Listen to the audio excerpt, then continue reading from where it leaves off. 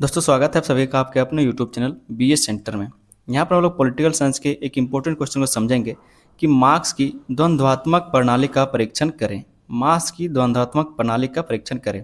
इससे पहले मार्क्स का इतिहास की भौतिकवादी व्याख्या को पढ़ा चुके। उसी टाइम आपने देखा होगा कि मार्क्स के द्वारा द्वंद्वात्मक प्रणाली का इस्तेमाल किया गया था इतिहास की भौतिकवादी व्याख्या को समझाने के लिए। ठीक है, तो इसी चीज़ को हम लोग यहाँ पर डिटेल में समझने वाले हैं। चैनल पर नए तो आप लोग चैनल को सब्सक्राइब जरूर कर लीजिएगा। अभी के अभी आप लोग चैनल को सब्सक्राइब कर लीजिए, वीडियो को लाइक कर दीजिए, अपने दोस्तों में इसको शेयर जरूर कर दीजिएगा। समझते हैं हम लोग इसके परिचय को।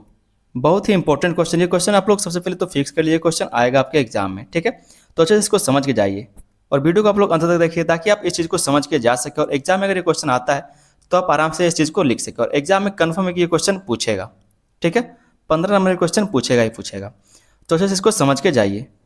परिचय को हम लोग समझते हैं। कहा जा रहा है कि कार्ल मार्क्स आधुनिक युग के महान राजनीतिक विचारक, अर्थशास्त्री और समाजशास्त्री थे। उन्होंने समाज और इतिहास में होने वाले परिवर्तनों को समझाने के लिए द्वंद्वात्मक प्रणाली को अपनाया। समाज में इतिहास में किस तरह से परिवर्तन होते हैं, इस चीज़ को ही समझाने के लिए उन्होंने द्वंद्वात्मक प्रणाली का इस्तेमाल किया है। किसको? इतिहास में होने वाले परिवर्तन को समझाने के लिए। आगे इसमें कहा जा रहा है कि यह विचार सबसे पहले जर्मन दार्शनिक हेगेल ने प्रस्तुत किया था। हेगेल के द्वारा सबसे पहले ये जो विचार है द्वंद्वात्मक प्रणाली को प्रस्तुत किया गया था, लेकिन हेगेल ने इसे विचारों के आधार पर समझाया। जो हेगेल थे उन्होंने ये जो द्वंद्वात्मक प्रणाली की इतिहास किस तरह से बदलता है, इतिहास का परिवर्तन कैसे होता है, इस चीज़ को सिर्फ विचारों के माध्यम से समझाया था, जबकि मार्क्स ने इसे भौतिक और आर्थिक परिस्थितियों के आधार पर समझाया। मार्क्स ने क्या किया, इसी चीज़ को भौतिक और आर्थिक परिस्थितियों के आधार पर समझाया कि जो इतिहास है वो भौतिक और आर्थिक परिस्थितियों के आधार पर बदलता है। हेगेल ने क्या किया था, सिर्फ विचारों के माध्यम से समझाया था कि विचार से जो इतिहास है वो बदलता है, जबकि मार्क्स ने क्या किया, मार्क्स ने भौतिक और आर्थिक परिस्थितियों के आधार पर समझाया कि इतिहास इस हिसाब से बदलता है। इसलिए मार्क्स की पद्धति को द्वंद्वात्मक भौतिकवाद कहा जाता है। इसलिए मार्क्स की पद्धति को द्वंद्वात्मक भौतिकवाद कहा जाता है। द्वंद्वात्मक तो है ही, लेकिन भौतिकवाद इसलिए कहा जाता है क्योंकि इसको भौतिक और आर्थिक परिस्थितियों के आधार पर समझाया गया। ठीक है, उम्मीद करते हैं आपको समझ में आ रहा होगा। आगे इसमें कहा जा रहा है कि मार्क्स का मानना था कि समाज कभी स्थिर नहीं रहता, समाज में हमेशा विरोधी शक्तियां या फिर जो विरोधाभास वो मौजूद रहती हैं। दोस्तों अगर हम लोग बात करें द्वंद्वात्मक का, तो द्वंद्व मतलब क्या होता है? द्वंद्व का मतलब ही होता है विरोध करना। ठीक है, द्वंद्व मतलब क्या है? विरोध, जहाँ पर एक समाज दूसरे समाज का विरोध करता है, फिर एक विचारधारा दूसरे विचारधारा का विरोध करता है, जैसे मालिक मजदूर। आगे आप इस चीज़ को समझेंगे। ठीक है, तो जो विरोध है वो हमेशा रहता ही है। समाज कभी स्थिर नहीं रहता, समाज में हमेशा विरोधी शक्तियाँ मौजूद रहती हैं। इन विरोधों के कारण संघर्ष होता है और यही संघर्ष समाज में परिवर्तन तथा नई व्यवस्था को जन्म देता है। क्या क्या है, ये जो विरोध है वो संघर्ष का कारण बनता है। ठीक है, और यही जो संघर्ष है वो समाज में परिवर्तन तथा नई व्यवस्था को जन्म देता है। यहाँ पर जो आपने इस छोटे से बात को देखा, आगे इसी चीज़ को आगे डिटेल में आप समझने वाले हैं। यहाँ पर हम देख लेते हैं द्वंद्वात्मक प्रणाली की परिभाषा।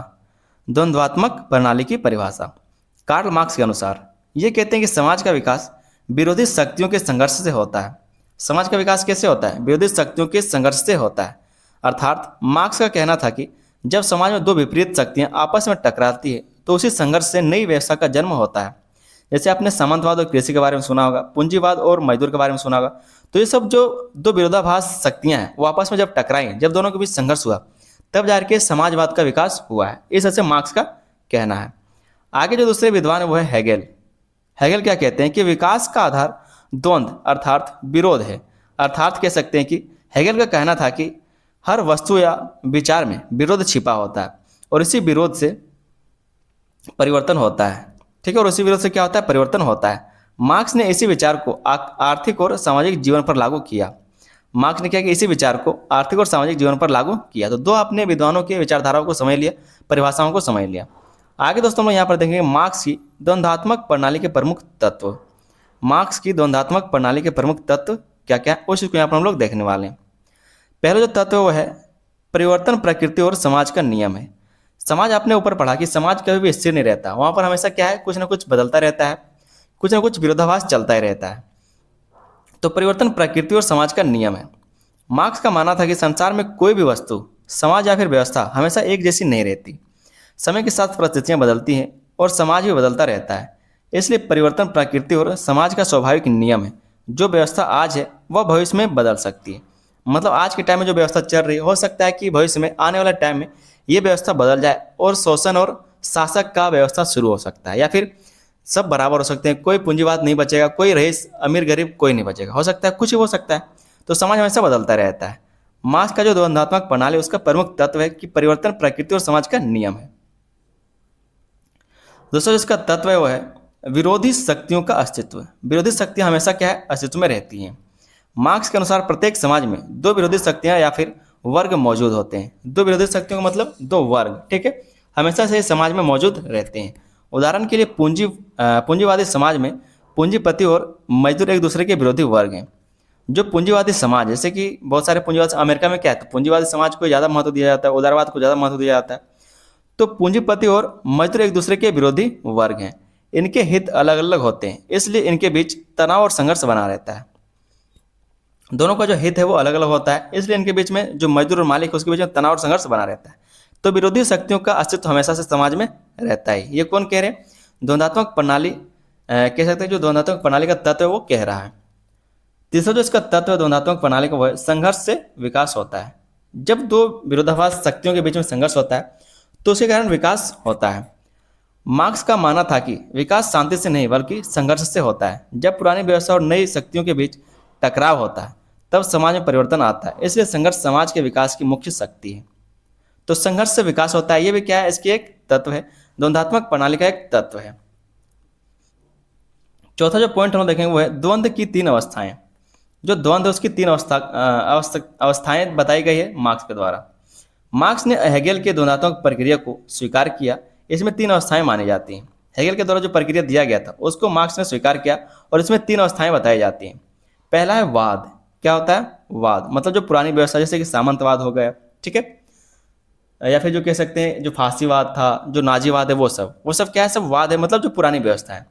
फिर आता है प्रतिवाद, जो पुरानी व्यवस्था का विरोध होता है, मतलब पुरानी व्यवस्था का क्या होता है, विरोध किया जाता है। फिर आता है संवाद, संघर्ष के बाद बनने वाली नई व्यवस्था। और जब उस सामंतवाद या फिर कह सकते हैं जो नाजीवाद फांसीवाद का विरोध हुआ उसके बाद जो व्यवस्था बनता है उसको बोलते हैं संवाद, ठीक है। तो जो पुरानी व्यवस्था से सामंतवाद, जब उसका विरोध होता है तो उसको बोलते हैं प्रतिवाद। प्रतिवाद मतलब जब घुमा के उसका हम लोग विरोध करते हैं, और जब उसके कारण, उस विरोध के कारण कोई नया संघर्ष कह सकते हैं नई व्यवस्था बनती है तो उसको हम लोग बोलते हैं संवाद। उदाहरण के लिए सामंतवाद वाद का विरोध पूंजीवाद प्रतिवाद ने किया और आगे चलकर समाजवाद इसको संवाद की स्थापना का मार्ग प्रशस्त हुआ। कहने का मतलब जो सामंतवाद है वो क्या है, वाद है, ठीक है। उसका विरोध किसने किया, पूंजीवाद ने किया, जो प्रतिवाद कहलाएगा। वाद का जो विरोध करता है वो प्रतिवाद कहलाता है, और प्रतिवाद के कारण जो व्यवस्था बनता है उसी को समाजवाद या फिर संवाद कहा जाता है। उसी को क्या है, तो संवाद कहा जाता है। तो उम्मीद करते हैं ये चीज़ आपको समझ में आया होगा। पांचवा जो तत्व है द्वंद्वात्मक प्रणाली का वो है भौतिक परिस्थितियों को महत्व। द्वंद्वात्मक प्रणाली को समझाने के लिए भौतिक परिस्थितियों को महत्व दिया जाता है। हेगेल विचारों को परिवर्तन का कारण मानते थे। हेगेल क्या है, तो विचारों को परिवर्तन का कारण मानते हैं, मतलब जिस तरह से परिवर्तन होता है उस तरह से विचार भी बदलते हैं। लेकिन मार्क्स ने आर्थिक और भौतिक परिस्थितियों को अधिक महत्वपूर्ण माना। लेकिन मार्क्स क्या कहते हैं कि विचार नहीं, विचार के कारण इतिहास नहीं बदलता है, बल्कि आर्थिक और भौतिक परिस्थितियों के कारण क्या है, तो जो इतिहास है वो बदलता है। ये कौन कह रहा है, मार्क्स कह रहा है। जबकि हेगेल क्या कहता है कि विचारों को परिवर्तन के कारण ही जो इतिहास है वो बदलता है। उनके अनुसार समाज में परिवर्तन का मुख्य कारण उत्पादन के साधनों, आर्थिक व्यवस्था और जीवन की भौतिक परिस्थितियों में परिवर्तन है। मार्क्स के अनुसार समाज में परिवर्तन का मुख्य कारण क्या है, उत्पादन के साधनों और आर्थिक व्यवस्था और जीवन की भौतिक परिस्थितियों में परिवर्तन। इसी कारण क्या इतिहास बदलता है। ये कौन कह रहे हैं, मार्क्स कह रहा है। अगले हम लोग यहाँ पर तत्व देखेंगे द्वंद्वात्मक प्रणाली का, वो है वर्ग संघर्ष की भूमिका। वर्ग संघर्ष की भूमिका। मार्क्स ने कहा कि इतिहास का विकास वर्ग संघर्ष के कारण हुआ है।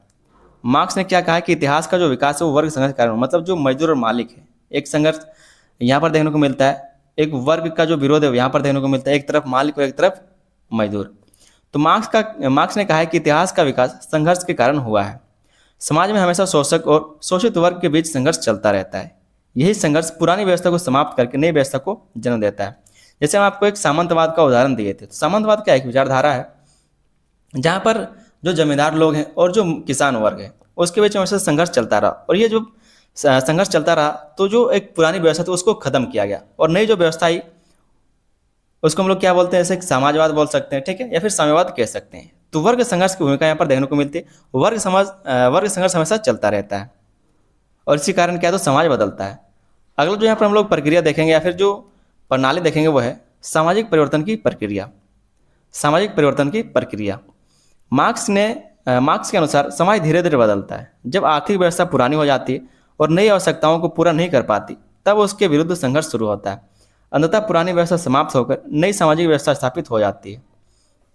ये भी क्या है तो द्वंद्वात्मक प्रणाली है, ठीक है। द्वंद्वात्मक प्रणाली के तत्व हैं, मतलब सामाजिक परिवर्तन की प्रक्रिया। समाज में ऐसी व्यवस्था लागू की जाती है जो उस समाज का आवश्यकताओं का पूर्ति करता है, लेकिन जब समय बीतता है तो उसकी आवश्यकताएं समाज की आवश्यकताएं बदल जाती हैं और वही व्यवस्था उस बदले हुए समाज की जो आवश्यकता है उसकी पूर्ति नहीं कर पाती, जिसके कारण वहाँ पर संघर्ष होता है और संघर्ष के कारण वो जो व्यवस्था है वो पुरानी व्यवस्था वो बदल जाती है और नई व्यवस्था स्थापित होती है, ठीक है। ये क्या है इसका तत्व है द्वंद्वात्मक प्रणाली का। द्वंद्वात्मक प्रणाली का मतलब क्या, मार्क्स के द्वारा एक इतिहास को समझाने के लिए कि इतिहास किस तरह से बदलता है उसको समझाने के लिए सिद्धांत दिया गया जिसको द्वंद्वात्मक प्रणाली कहा गया। इस प्रकार से जो इतिहास है वो बदलता है, ठीक है। और उसी के बारे में यहाँ पर हम समझ रहे हैं। आठवां जो पॉइंट है वह पूंजीवाद का अंत और समाजवाद का उदय। पूंजीवाद का अंत होता है और समाजवाद का उदय होता है। मार्क्स का विश्वास था कि पूंजीवादी व्यवस्था में मजदूरों का शोषण बढ़ता जाएगा, इससे मजदूर संगठित होंगे और क्रांति करेंगे। परिणाम स्वरूप पूंजीवाद का अंत होगा और समाजवादी व्यवस्था स्थापित होगी, ठीक है। तो जो मार्क्स है वो कहते हैं कि एक ना एक दिन जो पूंजीवाद है वो खत्म होगा और जो समाजवाद है वो उसका स्थापना होगा। कभी ना कभी जो मजदूर वर्ग है, जो शोषित वर्ग है, वो संगठित होकर क्रांति करेंगे और परिणाम क्या होगा कि जो पूंजीवाद है उसका अंत हो जाएगा और समाजवादी व्यवस्था फिर से स्थापित होगा। अगला यहाँ पर हम लोग जो तत्व देखेंगे वो है क्रांति का महत्व। यहाँ पर क्रांति का महत्व मार्क्स द्वारा बताया गया कि क्रांति जरूरी है। मार्क्स के अनुसार जब शोषण और असमानता बहुत बढ़ जाती है तब केवल छोटे छोटे सुधार पर्याप्त नहीं होते। ऐसी स्थिति में क्रांति आवश्यक हो जाती है, क्योंकि क्रांति के माध्यम से पुरानी व्यवस्था समाप्त होकर नई व्यवस्था स्थापित होती है। तो क्रांति को महत्व दिया गया है, जो द्वंद्वात्मक प्रणाली समझाया गया है मार्क्स द्वारा उसमें, ठीक है। ये भी इसका एक तत्व है, क्रांति का महत्व। अगला जो तत्व वो है निरंतर विकास का सिद्धांत। निरंतर विकास का सिद्धांत मतलब जिस तरह से ये दुनिया साम्यवाद से शुरुआत हुआ है वो फिर दास व्यवस्था में आया, ठीक है, फिर पूंजीवाद में आया। इस तरह से जो दुनिया चल रहा है, जो इतिहास बदल रहा है वो निरंतर चलता रहेगा। ऐसा नहीं कि एक बार साम्यवाद आया फिर साम्यवाद के बाद फिर साम्यवाद में बंद हुआ और खत्म हो गया, ऐसा नहीं, ये फिर से घूमेगा, चलता रहेगा। तो निरंतर विकास का सिद्धांत इसके द्वारा दिया गया। मार्क्स का मानना था कि विकास कभी रुकता नहीं, प्रत्येक नई व्यवस्था के भीतर भी कुछ विरोधाभास उत्पन्न होते हैं जो आगे चलकर फिर परिवर्तन का कारण बनते हैं। इस प्रकार समाज लगातार आगे बढ़ता रहता है। अगर हम कुल मिलाकर के बात करें, जो ये मार्क्स की द्वंद्वात्मक प्रणाली है इसमें यह कहा गया कि समाज कभी एक जैसा नहीं रहता, इसमें हमेशा कुछ ना कुछ समस्याएं देखने को मिलती है और इन समस्याओं के कारण संघर्ष होता है और संघर्ष के कारण इतिहास बदलता है और इसी तरह से ये प्रक्रिया पूरी तरह से चलता रहता है, हमेशा चलता रहता है। ये मार्क्स का द्वंद्वात्मक प्रणाली में कहा गया है। आगे दोस्तों हम लोग मार्क्स की द्वंद्वात्मक प्रणाली की आलोचना को देख लेते हैं कि मार्क्स की द्वंद्वात्मक प्रणाली जो कहा गया है उसका आलोचना को समझते हैं। क्या क्या इसकी आलोचनाएं हैं। पहला है आर्थिक पक्ष पर अधिक जोर। ये आर्थिक पक्ष पर अधिक जोर देता है जबकि विचारों को कम महत्व देता है। मार्क्स ने लगभग हर परिवर्तन के कारण आर्थिक परिस्थितियों को माना, जबकि धर्म, संस्कृति, शिक्षा, नैतिकता और महान नेताओं की भी महत्वपूर्ण भूमिका होती है। तो ये इसका एक पहला आलोचना देखने को मिलता है कि ये सिर्फ आर्थिक पक्ष के बारे में बात करता है, सिर्फ आर्थिक चीज़ों को महत्व देता है और जो उत्पादन के साधन है उसमें उसके लिए महत्व देता है, बल्कि जो संस्कृति है, धर्म है, शिक्षा है, नैतिकता है, विचार है, ये सब भी क्या है तो इतिहास के परिवर्तन में महत्वपूर्ण भूमिका निभाते हैं। अगला जो इसका आलोचना है वो है वर्ग संघर्ष को आवश्यक से अधिक महत्व देना। जो वर्ग संघर्ष है उसको आवश्यक से अधिक महत्व देना, आवश्यकता से ज़्यादा महत्व देना। हर समाज का विकास केवल वर्ग संघर्ष नहीं हुआ है, ठीक है। हर समाज का जो विकास है वो केवल वर्ग संघर्ष से नहीं हुआ है। कई देशों में सुधार, समझौते और लोकतांत्रिक तरीके से भी परिवर्तन हुए हैं। कई देश ऐसे भी हैं जहाँ पर सुधार जो है वो समझौते और लोकतांत्रिक तरीकों से भी परिवर्तन हुआ है। हर जगह पर क्या है तो संघर्ष का जरूरत नहीं पड़ता है। ये भी इसका एक आलोचना है। तीसरा जो इसका आलोचना है वो है क्रांति हर जगह नहीं हुई। हर जगह पर क्रांति हुई है क्या? नहीं हुई। मार्क्स ने विकसित पूंजीवादी देशों में मजदूर क्रांति की भविष्यवाणी की थी।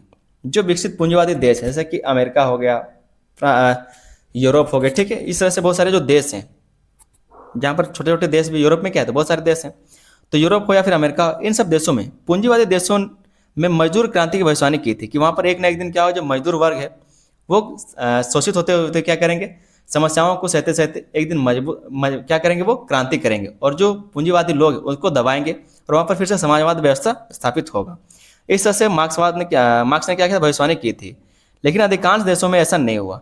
कई पूंजीवादी देशों ने श्रमिकों के हित में कानून बनाकर व्यवस्था में सुधार कर लिया। उन्होंने क्या किया, खुद सरकार ने क्या किया, कानून बना लिया और क्रांति हुआ ही नहीं और सब में क्या सुधार हो गया। अगला जो आलोचना है इसका वो है, पूंजीवाद पूरी तरह समाप्त नहीं हुआ। जो पूंजीवाद है पूरी तरह से समाप्त नहीं हुआ। मार्क्स ने पूंजीवाद के पतन की बात कही थी, लेकिन आज भी अनेक देशों में पूंजीवाद व्यवस्था सफलतापूर्वक चल रही है। समय के साथ इसके कई सुधार भी हुए हैं, इसमें कई सारे सुधार भी हुए हैं। जैसे कि अमेरिका में आज भी पूंजीवाद चल रहा है, बड़े बड़े देशों में आज भी पूंजीवाद चल रहा है। मार्क्स ने क्या कहता है कि पूंजीवाद एक दिन पूरा तरीके से खत्म हो जाएगा। जो मजदूर है वो क्रांति करेंगे और पूंजीवाद को खत्म कर देंगे और समाजवाद की स्थापना करेंगे, लेकिन ऐसा नहीं हुआ। आज भी बहुत देशों में पूंजीवाद चल रहा है, तो इसकी जो भविष्यवाणी वो गलत साबित हुई। छठा जो इसका आलोचना लोग देखते हैं वो है लोकतंत्र की भूमिका की उपेक्षा। इसने लोकतंत्र की भूमिका की उपेक्षा की है।